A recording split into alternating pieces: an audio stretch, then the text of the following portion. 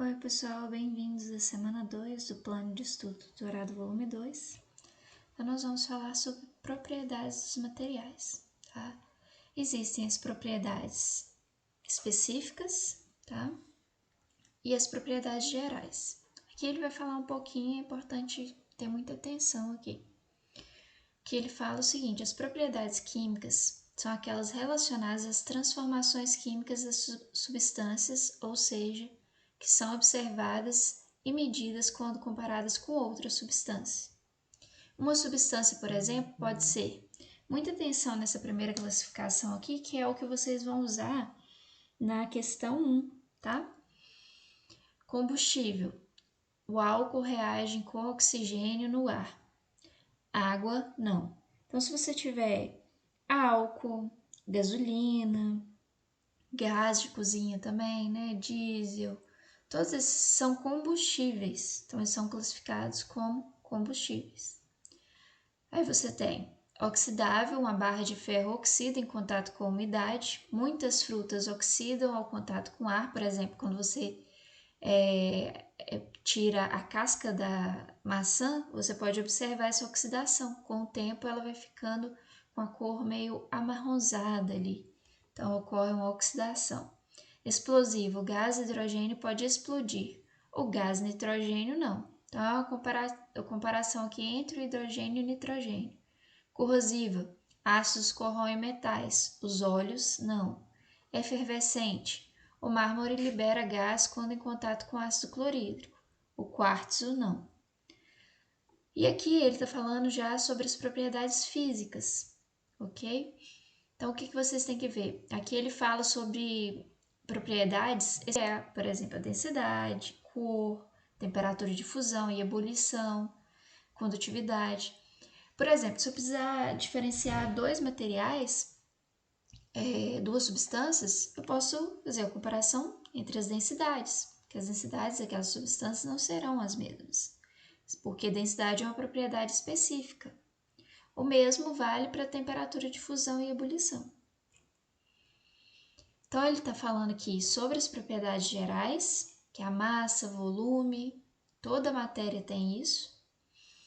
E aqui, lembrando que as propriedades específicas que eu consigo diferenciar, né, de um para outro, a gente cita a densidade, temperatura de fusão, ebulição. E ele te dá o conceito também de densidade. Então, densidade, para você calcular, você pega a massa e divide pelo volume. Nos cálculos que ele deu aqui nas suas questões, a densidade está em gramas por centímetro cúbico, tá? Centímetro cúbico é a unidade de volume e grama é a unidade de massa. É o que vocês vão usar. Quando você tem a densidade, como que eu posso comparar ali? Aqui fala sobre densidade e flutuação. Quando você tem, por exemplo, uma substância que tem densidade de 2,7 gramas por centímetro cúbico e outra que tem 1 grama por centímetro cúbico, que é o caso da água, tá? A densidade da água é 1 grama por centímetro cúbico. Quando eu tenho isso, eu posso comparar. Se eu colocar em contato a substância que tem 2,7 gramas por centímetro cúbico com a água, que tem 1 grama, a que tem maior densidade é a que vai ficar embaixo.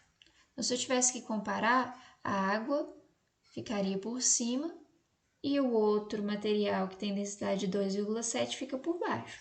Então, quanto maior, se a sua densidade for maior, você vai ficar abaixo daquela outra substância.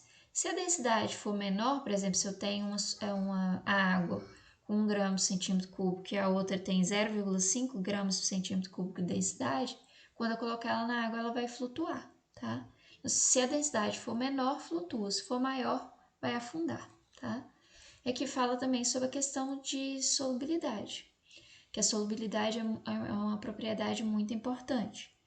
Se você, por exemplo, tem 100 ml de solvente e eu sei que a minha solubilidade lá é de, vamos supor, 9 gramas em 100 ml, se eu colocar mais que 9 gramas daquela substância ali, eu vou ter corpo de fundo, porque nem tudo vai solubilizar.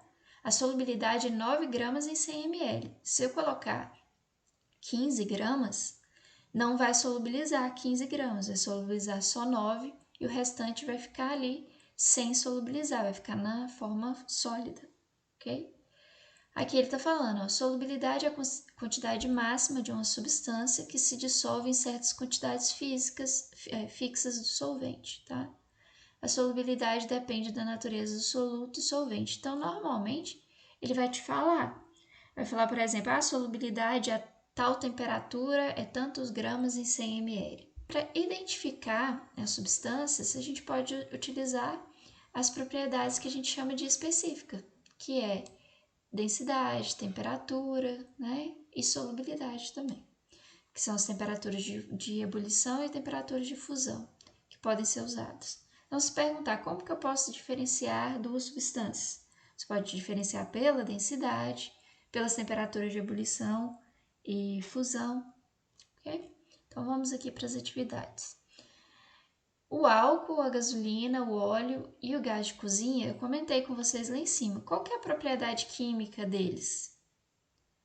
Qual que é a propriedade química que é comum a todos eles? Né? Então, eu comentei com vocês lá em cima naquela classificação de propriedade química. E indique propriedades específicas que podem ser usadas para diferenciar. Acabei de comentar com vocês quais propriedades físicas, propriedades específicas, né, que podem ser usadas para diferenciar. Né? Qual que eu posso usar? Tem lá densidade, ponto de fusão, ponto de ebulição. Qual que é mais adequado, seria mais adequado aqui? Olha só, na questão 2 ele fala que antes de adicionar o gelo, a solubilidade do açúcar é melhor. Ou seja, quando eu coloco o gelo, o que muda ali? Qual que vai ser a diferença? Vai ter mudança vai ficar menos ou mais gelado, né? O que vai alterar ali?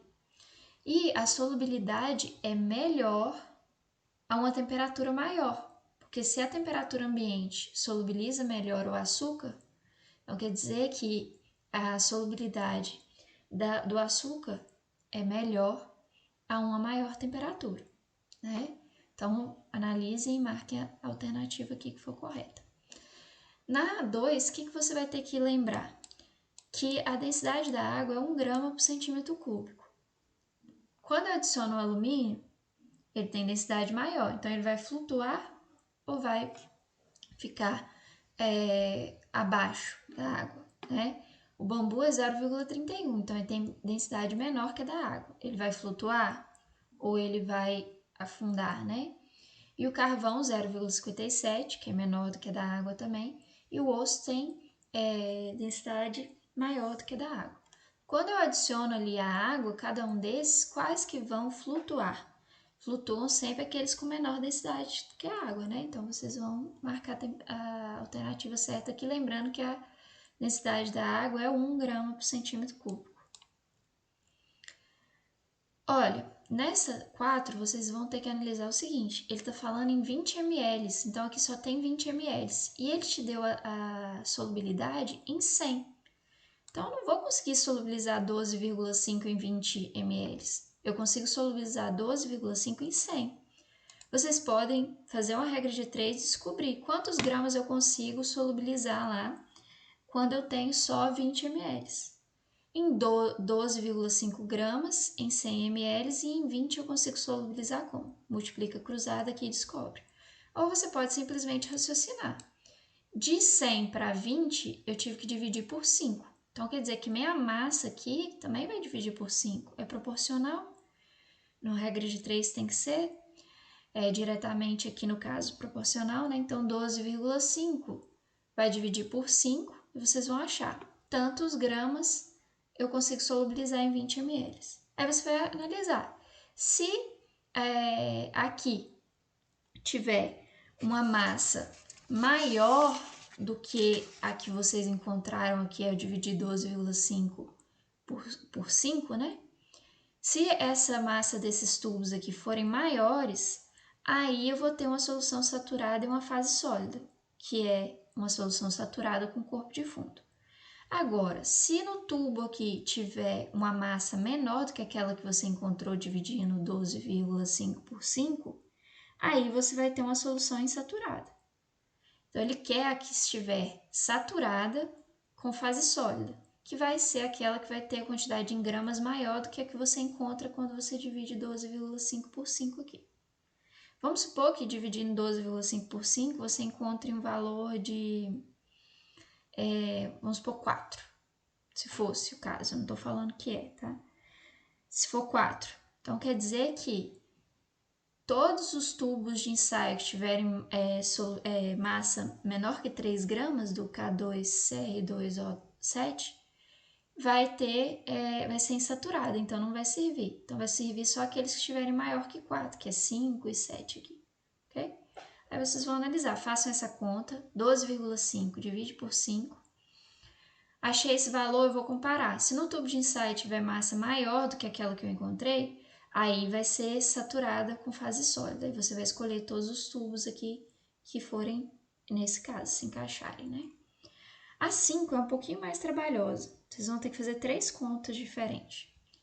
Aqui ele vai falar que um cliente forneceu 40 gramas de ouro e ele quer que 80% da pulseira lá que ele vai montar seja de ouro e 20% de cobre.